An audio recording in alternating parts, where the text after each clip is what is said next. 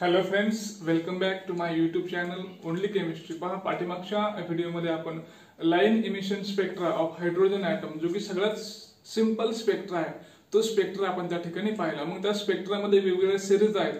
त्या वेगवेगळ्या सिरीजमध्ये मग बाल्मर सिरीज असेल, पास्चन सिरीज असेल, पी फंड असेल, ब्रॅकेट असेल, हे जे सगळे सिरीज असतील त्या सिरीज आपण त्या ठिकाणी पाहिल्या। आता नेक्स्ट पॉइंट आहे आपला Bohr's model for hydrogen atom. बोरनं काय केलं की जे काही क्वांटम थेरी असेल ते क्वांटम थेरीच्या आधारावरती किंवा लाईन इमिशन स्पेक्ट्रा असेल आणि वेव्ह पार्टिकल ड्युअलिटी असेल, हे दोन प्रिन्सिपल एकत्र केले आणि हायड्रोजन ॲटमचं जे काही मॉडेल्स असेल ते मॉडेल पुटअप करण्याचा किंवा तयार करण्याचा त्या ठिकाणी त्यानं प्रयत्न केलेला आहे। तर याच्या आधी आपण पहा रुदरफोर्डचं ॲटॉमिक मॉडेल बद्दल सांगितलं होतं आणि त्याच्या जे काही ड्रॉबॅक्स होत्या त्या काय ड्रॉबॅक्स होत्या की त्या ठिकाणी जे काय इलेक्ट्रॉन्स आहे तो कॉन्सेंट्रिक पाथमध्ये त्या ठिकाणी फिरत असतो आणि तो काय करतो, एनर्जी लॉस्ट करतो आणि एनर्जी लॉस्ट केली की तो काय होतो, न्यूक्लियस मध्ये येऊन फॉल होतो। हा त्या ठिकाणी आपण पाहिला होता।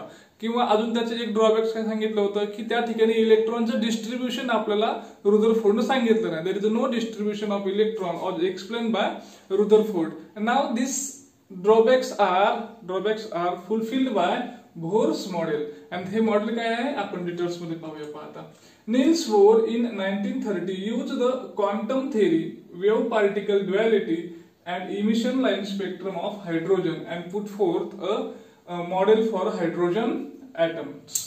Postulates of Bohr atomic theory. मग या atomic theory मध्ये त्याने काय postulates लिहिलेले आहेत? Electron in hydrogen atom move only for a hydrogen atom. Electron in hydrogen atom move around the nucleus in a circular path of a fix radius called orbits. काय होतं, electrons आपला त्या ठिकाणी मूव्ह होतोय आणि कसा मूव्ह होतोय तो, तर around the circular paths of fix radius. म्हणजे या ठिकाणी तो न्यूक्लियस मध्ये फॉल होईल का, सर्क्युलर फिक्स रेडियस आहे तो त्या ठिकाणी एनर्जी लॉस्ट करून न्यूक्लियस मध्ये फॉल होतो। हे रुदरफोर्डनं सांगितलं, पण बोरने काय सांगितलं की तो काय होतोय, त्याची जी काय रेडियस आहे ती कशी रेडियस आहे, फिक्स रेडियस आहे आणि त्या फिक्स रेडियसचा जो काय पाथ असेल त्याला काय म्हणतो आपण, त्याला ऑर्बिट्स म्हणतो। Those orbits are arrange concentrically around the nucleus in increasing order of energy. मग हे जे काय ऑर्बिट्स असतील या ऑर्बिट्सची काय असते, कॉन्सेंट्रिक ऑर्डर मध्ये त्याची अरेंजमेंट असते आणि ही जी काय अरेंजमेंट असेल ती कशी असते, increasing order of the energy. म्हणजे ज्याची एनर्जी कमी आहे ते न्यूक्लियसच्या जवळ, ज्याची एनर्जी जास्त आहे ते अजून थोडंसं न्यूक्लियस पेक्षा लांब असेल। तर energy of electron in orbit does not change. हे इम्पॉर्टन्स आहे, does not change. The energy of electron in the orbit does not change. रुदरफोर्डच्या मॉडेलमध्ये काय पाहिलं आपण, ती जी काय एनर्जी असेल ती काय होते, लॉस्ट होते आणि इथे काय होते, energy of electron in the orbit does not change, energy change होत नाही। And if electron is absorb energy, electron absorb energy, it jump from lower energy to higher energy or lower orbit to higher orbit. कधी त्या ठिकाणी energy change होते, ज्या वेळेस electron lower energy असेल किंवा लोअर लेवल असेल तर लोअर लेवल मधून हायर लेवलला जातो त्यावेळेस तो एनर्जी ऍब्सॉर्ब करतो आणि ज्या वेळेस तो हायर लेवल मधून लोअर लेवलला येतो त्यावेळेस तो एनर्जी इमिट करतो किंवा एनर्जी तो त्या ठिकाणी एनर्जीचं काय होतं, इमिशन्स आपल्याला त्या ठिकाणी पाहायला मिळतं। पहा, the frequency of radiation absorb or emitted when transition between two stationary stage. मग तो काय करतो, एनर्जी ट्रान्सफर करतो किंवा एनर्जी ऍब्सॉर्ब करतो। त्यावेळेस त्याची जी काय फ्रिक्वेन्सी असेल, त्या रेडिएशनची जी काय फ्रिक्वेन्सी असेल ती फ्रिक्वेन्सी आपल्याला या ठिकाणी पाहायला मिळते। Mu is a frequency equal to delta E by h, h is a Planck constant and E equal to E2 minus E1 upon H.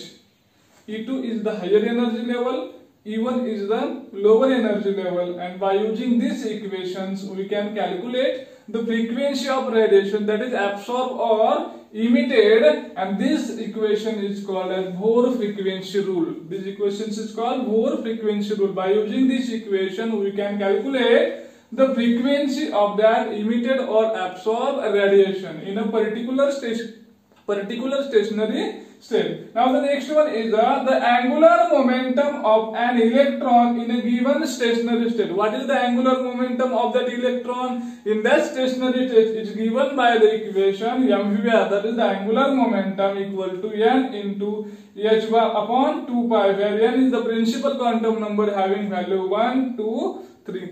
n काय आहे आपला प्रिन्सिपल क्वांटम नंबर आहे, त्याची व्हॅल्यू काय आहे 1, 2, 3 and it may be so on. Electron can move only in those orbit. आपण काय म्हणलं या ठिकाणी, इलेक्ट्रॉन एनर्जी लॉस्ट करतो, एनर्जी ऍब्सॉर्ब करतो आणि काय होतो, तो लोअर एनर्जी किंवा हायर एनर्जी मध्ये त्या ठिकाणी तो शिफ्ट होत असतो. मग हा कोणत्या ऑर्बिट मध्ये जाऊ शकतो, move only in those orbit which has angular momentum is integral multiple of h upon 2 pi.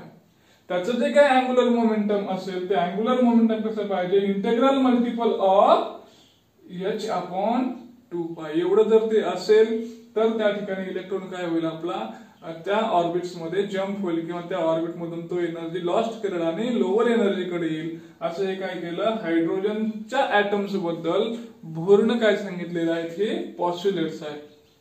Simply त्याने काय सांगितलं, इलेक्ट्रॉन आहे, हा इलेक्ट्रॉन न्यूक्लियसच्या सराउंडिंग मध्ये किंवा न्यूक्लियस भोवती काय करतो, सर्क्युलर पाथ मध्ये काय होतो, तो रिव्हॉल्व होत असतो. ज्यावेळेस इलेक्ट्रॉन रिव्हॉल्व होतो तो एनर्जी लॉस्ट करत नाही, but when it jump from higher to or lower energy level then they emits or absorb energy, and this emits or absorb energy is in the form of frequency of radiation, and they can be calculated from Bohr frequency rule. And the angular momentum also important for jump from electron lower to higher energy orbital, and it is the integral multiple of h upon 2 pi. एवढं जर value असेल तर त्या ठिकाणी electron काय होईल आपला jump होईल. Otherwise electron cannot jump. They are prohibited for jumping from higher or lower energy level. Come to the next point. Now next point is the results of Bohr theory. आपण बोरचं काय पाहिलं, atomic model पाहिलं कशासाठी, फक्त hydrogen atom साठी. मग या थेअरीवरून जे काही रिझल्ट्स पुट अप केले त्यानं ते रिझल्ट्स आपल्याला पाहिजेत. Bohr's theory is used to derive the energies of orbits in hydrogen atom. मग हायड्रोजन ऍटमचे जे काही ऑर्बिट्स असतील त्या ऑर्बिट्सची एनर्जी आपल्याला कॅल्क्युलेट करण्यासाठी ही थेअरी आपल्याला युजफुल आहे. पहा, the stationary states are numbered as 1, 2, 3. These integers are known as principal quantum number. म्हणजे हे जे काही ऑर्बिट्स असतील, स्टेशनरी ऑर्बिट्स असतील न्यूक्लियसच्या सर्क्युलर पाथ मध्ये अराउंड, तर ते जे काही ऑर्बिट्स असतील, these orbits are numbered as 1, 2, 3 and they indicate the principal quantum number. त्याला म्हणतो आपण principal quantum number. The radii of stationary state are, ही जी काय radii असेल स्टेशनरी स्टेटची, these are calculated by equation Rn, means here for n1 principal quantum number 1 असेल तर radius of first orbit R1 equal to n square. What is that principal number? 1 square into a0, and a0 having a value of 52.9 picometer. a0 ची value काय आहे 52.9 picometre आहे. मग second साठी ही जी value आहे ती कशी येईल, मग या ठिकाणी r2 equal to n square 4 square into this value, means here calculation केले की तुम्हाला त्या ठिकाणी व्हॅल्यू ती मिळेल. The most important property associated with electron is the energy in the stationary state. महत्वाची प्रॉपर्टी आहे की त्या स्टेशनरी स्टेट मध्ये इलेक्ट्रॉनची एनर्जी किती असेल. मग ती जी काही एनर्जी असेल, this energy is calculated by using the equation E1, means first energy. E1 is equal to minus RH is the Rydberg constant into 1 upon n square, where n is equal to 1, 2, 3. n indicates the principal quantum number, and the value of RH is equal to 2.18 into 10 raised to minus 18 joule. RH is the Rydberg constant for hydrogen atom, and the energy for first stationary orbit is calculated as minus RH 1 upon n square, and the lowest energy state is called ground state. सगळ्यात energy कमी ज्याची असेल त्या स्टेटला आपण म्हणतो ground state म्हणतो. पहा, ground state म्हणतो. पहा, आणि ग्राउंड स्टेट मधून एनर्जी ऍब्सॉर्ब केली ऍटमने की काय करतो, तो एक्साइटेड स्टेटला म्हणजे वरच्या लेवलला जातो. For n is equal to 1, n ची व्हॅल्यू किती आहे 1 आहे या ठिकाणी. E1 इक्वल टू किती आहे व्हॅल्यू आपल्याकडे, यांची व्हॅल्यू 1 आहे. डिवाइड केलं काय किंवा मल्टिप्लाय केलं काय, काय होणार आहे, सेम येणार आहे. म्हणजे -2.18 इंटू 10⁻⁻18 जूल एवढी आपल्याला व्हॅल्यू मिळाली. For n is equal to 2, E2 is equal to, याला डिवाइडेड बाय काय येईल आपल्याला, 2 into 2 4, mean this value is divided by 4 and this is equal to -0.545 into 10⁻18 joule एवढी काय त्याची काय आली व्हॅल्यू आली. पहा, Bohr's theory can be applied to hydrogen like species. बोरनं हे जे काय atomic model शोधलं only for the hydrogen atom. Therefore, this is applied to be hydrogen like species. Means here helium 2 electron, but they lost 1 electron and similar to the hydrogen. Lithium 2 electron lost केले similar to the hydrogen. Beryllium 3 electron lost केले similar to the hydrogen, and so on. The energy is calculated by using this equation. En is equal to -2.18 into 10⁻⁻18, which is the value of Rydberg constant, is multiplied by Z square upon N square, and this value is in a joule. Z is the atomic number of that element and N is the principal quantum number of element.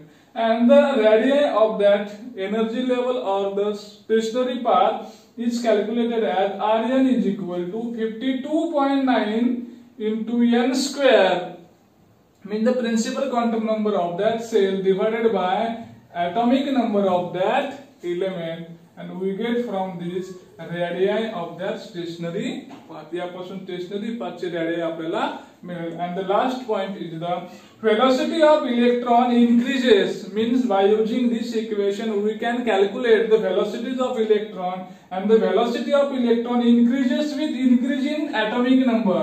Velocity increases because mass also increases, and this is increases with increase in Z and decreases with increase in principal quantum number. Principal quantum number वाढला की velocity काय होते, कमी होते, पण atomic number वाढला की velocity काय होते, त्या ठिकाणी वाढते. अशा प्रकारचे काय आहे हे बोर थेअरीचे रिझल्ट या ठिकाणी आपल्याला सांगता येतील. पहा, आपण आज जे काय ॲटॉमिक मॉडेल ऑफ हायड्रोजन होतं ते हायड्रोजनचे ॲटॉमिक मॉडेल आणि बोर थेअरीचे जे काय रिझल्ट असतील ते रिझल्ट या ठिकाणी पाहिलेले आहेत. Now come to the next video.